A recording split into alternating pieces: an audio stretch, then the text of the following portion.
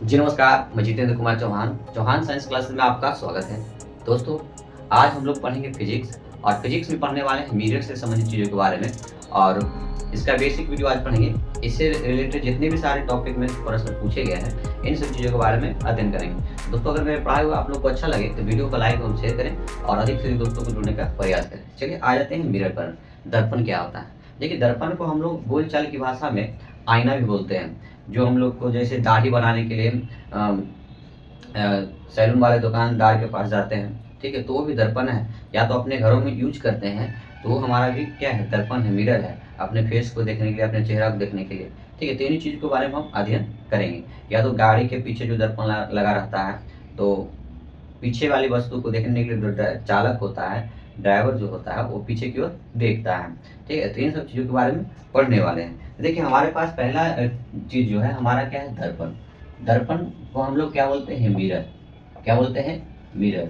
अब बात करें मिरर क्या होता है, ठीक है, तो मिरर की अगर बात कर लिया जाए तो कहेंगे मिरर जो होता है वैसी चिमकिनी एवं चमकीली सतहें होती है, वैसी चिकनी एवं चमकीली सतहें होती है जो परावर्तन के नियम पालन करती है, मतलब परावर्तन के नियम के अनुसार वो काम करती है।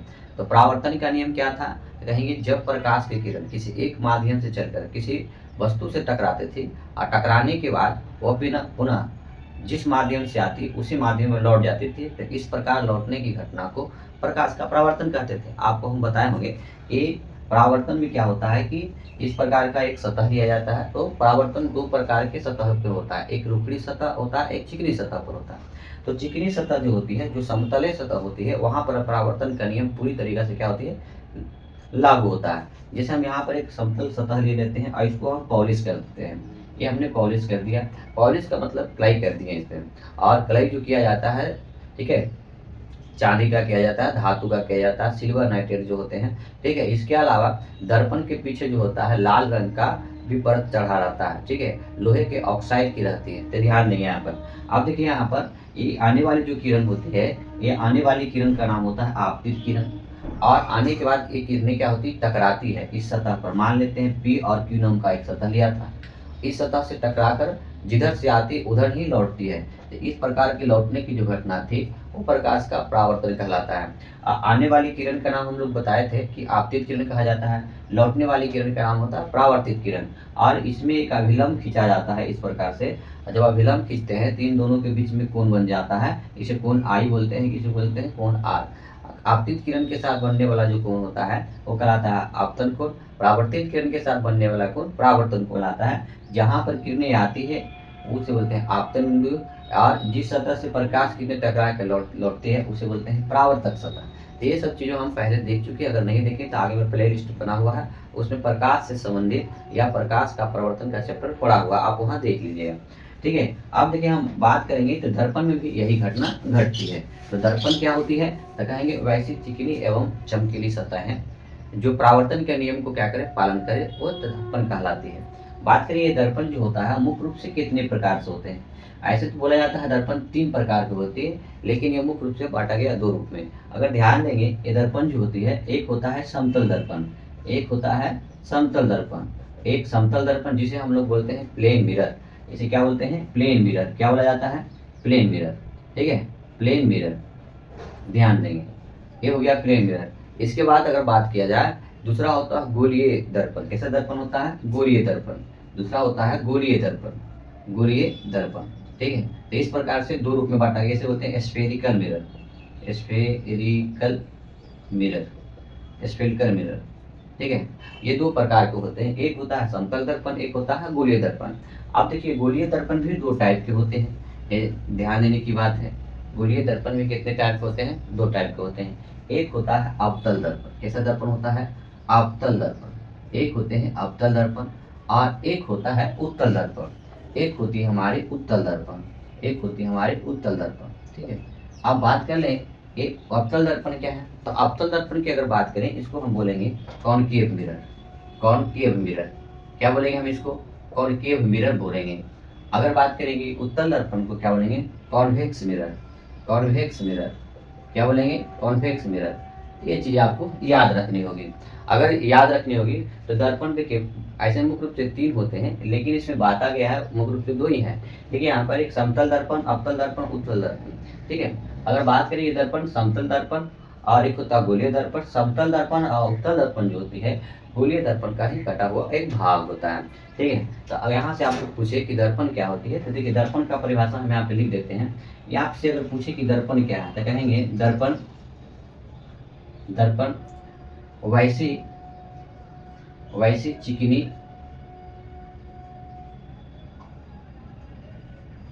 चिकनी एवं चिकनी एवं चमकीली सतह को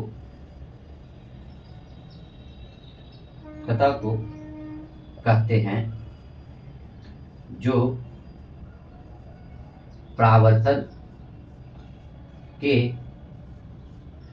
परावर्तन के नियम का पालन करती हो उसे ही दर्पण कहते हैं। यहाँ से याद रखने की बात है कि दर्पण किसे कहेंगे, तो ऐसी चिकनी एवं चमकीली सतह को कहते हैं जो परावर्तन के नियम का क्या करता है, पालन करती है, उसे ही दर्पण कहते हैं। ये दर्पण 2 टाइप का है, एक मुख्य रूप से समतल दर्पण, एक गोलीय दर्पण। समतल दर्पण की बात करें तो हम लोग जो घर में आईने के रूप में लेते हैं, तो फ्रेम होता है, सीढ़ी होती है, तो समतल दर्पण होती है। और समतल दर्पण भी चिकनी एवं चमकीली सतह होती है। बात करें कि इस दर्पण में जो वस्तु का जो प्रतिबिंब बनता है, तो याद रखेंगे यहाँ से, फिर इसके बारे में आगे की ओर हम बढ़ेंगे। इस वस्तु में प्रतिबिंब जो होता है कि काल्पनिक भी बनता है, कह सकते हैं आभासी एवं सीधा बनता है। इसमें आभासी भी बनता है, ठीक है, एवं कैसा बनता है, सीधा भी बनता है। ठीक है, और इसमें पार्श्विक प्रतिबिंब बनता है। ठीक है, कहने का मतलब आप बायां हाथ को उठाएंगे तो आपका दायां साइड दिखाई देगा। ठीक है, आप दायां हाथ उठाइएगा तो बायां हाथ का दिखाई देगा। तो इस प्रकार से इसमें प्रतिबिंब बनेंगे। आगे हम इसके बारे में चर्चा करेंगे। एक और ध्यान देंगे, इसमें वस्तु का प्रतिबिंब बराबर बनता है। कैसा बनता है, बराबर बनता है।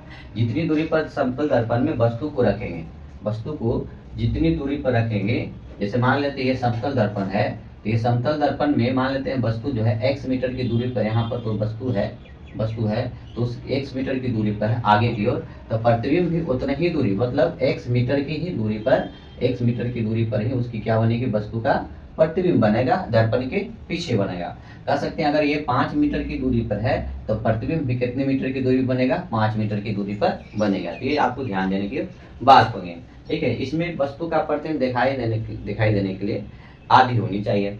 आगे भी इसके बारे में चर्चा करेंगे। अब यहाँ देखिए गोलीय दर्पण भी 2 प्रकार के, ये खोखले गोले का कटा हुआ क्या होती है, भाग होती है। ठीक है, और बात करेंगे गोलीय दर्पण का 2 भाग होते हैं, एक अवतल दर्पण और उत्तल दर्पण। ये देखिए कांच का ही बना होता है।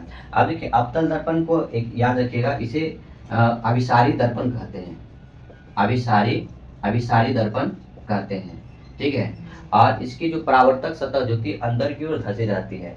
तो बात कर ले अवतल दर्पण, देखिए इस प्रकार से ये अवतल दर्पण है, इसका नाम होता है अवतल दर्पण। ये अवतल दर्पण होती है। यहाँ से पॉइंट याद रखिएगा, अवतल दर्पण की जो परावर्तक सतह होती है, परावर्तक सतह जो होती है धंसी होती है। क्या होती है, धंसी होती है, अंदर की ओर होती है। देखिए इसका परावर्तक सतह अंदर की ओर धंसी रहती है। इसलिए इस दर्पण को अभिसारी दर्पण इसलिए कहा जाता है क्योंकि प्रकाश की किरणों की मुख्य अक्ष के समांतर जब प्रकाश किरणें अवतल दर्पण में आती है तो किरणों को सिकोड़ती है या अभिसारित करती है, इसलिए दर्पण को अभिसारी दर्पण कहा जाता है।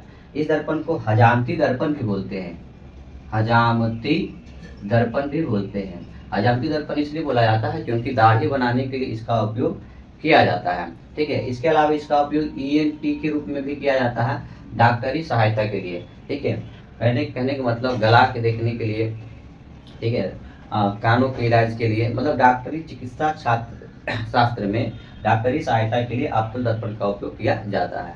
इसके अलावा इसका उपयोग किया जाता है सौर कुकर के रूप में भी अवतल दर्पण का उपयोग किया जाता है। इन सभी चीज़ों को हम अलग अलग से वीडियो में पढ़ लेंगे। उत्तल दर्पण की बात करिए कि उनको अपसारी दर्पण भी कहा जाता है, अपसारी दर्पण कहा जाता है।